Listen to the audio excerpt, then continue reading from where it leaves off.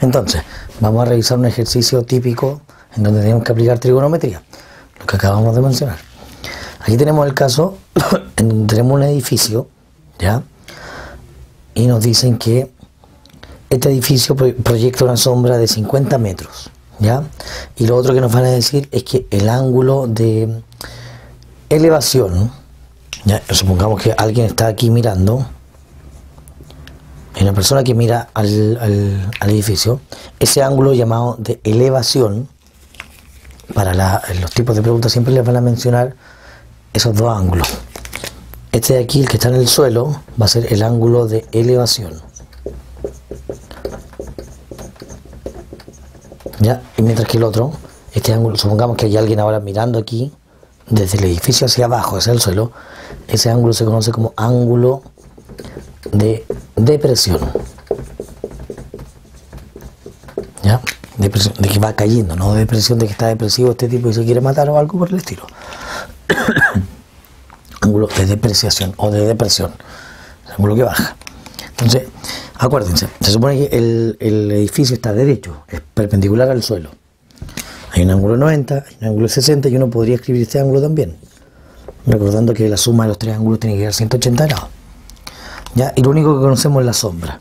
Y nos piden calcular entonces la altura de este edificio, a partir de esa información nada más. Entonces, ¿cómo podemos calcular la altura del edificio si tenemos esos dos ángulos y tenemos que la sombra mide 60 metros? Entonces, aquí la idea es poder aplicar alguna de las tres relaciones trigonométricas, sea seno, coseno o tangente. Y la pregunta es, ¿cuál me conviene aplicar dependiendo de los datos que yo tengo? Entonces, uno debe pensar lo siguiente: si nosotros queremos ocupar, o sea, nosotros queremos relacionar esta medida y el X, pensemos en el triángulo, estos dos son catetos, ¿ya? La medida de la hipotenusa no la conocemos. Entonces, si uno piensa en ocupar seno de un ángulo era cateto opuesto partido por hipotenusa, no tenemos la hipotenusa. Coseno adyacente partido por hipotenusa, tampoco nos sirve. Sin embargo, la tangente era cateto opuesto partido por cateto adyacente. Ahí estamos mezclando los dos. Entonces yo voy a usar este dato. Sí, la tangente de 60 grados, porque estoy mirando este ángulo. Tangente de 60 grados es cateto opuesto al ángulo 60 partido por la hipotenusa. ¿Ya? Y con la tabla anterior sabemos que la tangente de 60 vale raíz de 3. Entonces, nos queda este reemplazo. Raíz de 3 es igual a x partido por 50. Y estamos listos, porque este 50 que está dividiendo, ahí tenemos una ecuación. Tiene que pasar multiplicando. Entonces nos queda de que la altura del edificio es de 50 raíz de 3, pongámosle, metros. ¿Ya? Y listo, conseguimos la altura, usando trigonometría, usando algunas de las relaciones. Seno, coseno, tangente, y ocupando obviamente la tabla. Hay que aprenderse esos valores de memoria, pero como yo les decía, se aprende la primera línea, la primera fila, la del seno, la invierten, el coseno, dividen y tienen tangente. Entonces, con una basta. Y aquí acabamos de aplicar una. Entonces, acuérdense, ángulo de elevación, ángulo de depresión o de depreciación. ¿Ya? Y tenemos entonces la altura del edificio, que era lo que nos estaban pidiendo. ¿Ok? Ahora, existe otras relaciones con trigonometría y con Pitágoras. De hecho, se relacionan directamente. Como los dos se aplican en el mismo tipo de triángulo, uno puede mezclarlo. Con esto vamos a cerrar el capítulo. Entonces, hay unas cosas que se llaman identidades trigonométricas.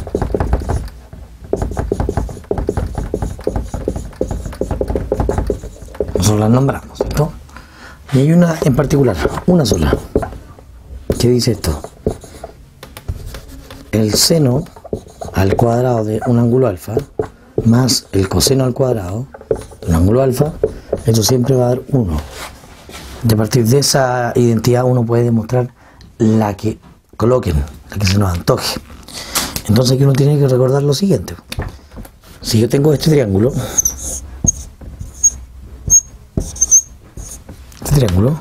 catetos A, B y C, y aquí está el alfa, Habíamos dicho que el seno era A partido C al cuadrado. El coseno de este alfa es B partido C. Resolvamos. Entonces aquí nos queda A cuadrado, C cuadrado, más B cuadrado partido por C cuadrado. Podemos hacer la suma porque son fracciones del mismo denominador. Entonces podemos mantener el denominador y escribir A cuadrado más B cuadrado. Y aquí viene la relación con Pitágoras. Pitágoras nos decía que si teníamos estas medidas, entonces el teorema es este. A cuadrado más B cuadrado igual C cuadrado. Aquí tenemos A cuadrado más B cuadrado. Entonces lo podemos reemplazar como C partido 2, o sea, C cuadrado. Y abajo también tenemos C cuadrado. Y cuando en una fracción tenemos el mismo número arriba y abajo, lisa y llanamente eso vale 1. ¿Ok? Y tenemos entonces la identidad trigonométrica más usada, la más conocida. ¿Ya? A partir de eso a ustedes les van a pedir, en el fondo, demostrar otras. ¿Ya? La idea es poner ejemplos también donde ustedes pueden observar otro tipo de identidades y tratar de demostrarlas. Entonces, chiquillos, trigonometría se trata de calcular algunos segmentos del triángulo rectángulo teniendo la medida de los ángulos interiores y por lo menos uno de esos datos. Podemos calcular entonces aplicado a la sombra de un edificio, la altura, ¿ya? Y básicamente es para eso la trigonometría. Podemos usar triángulos semejantes también. Está el teorema de Tales, que también se relaciona directamente con esto, ¿ya? Y calcular algunas identidades trigonométricas que uso práctico es bien poco. Lo anterior, el tema de la trigonometría como tal, aplicada a geometría, a calcular segmentos, dimensiones, eso tiene mucha aplicación útil. ¿Ok? Entonces eso es lo que nosotros vamos a realizar hoy día y la idea es que ustedes puedan resolver la guía que les voy a mandar a continuación. ¿Ya?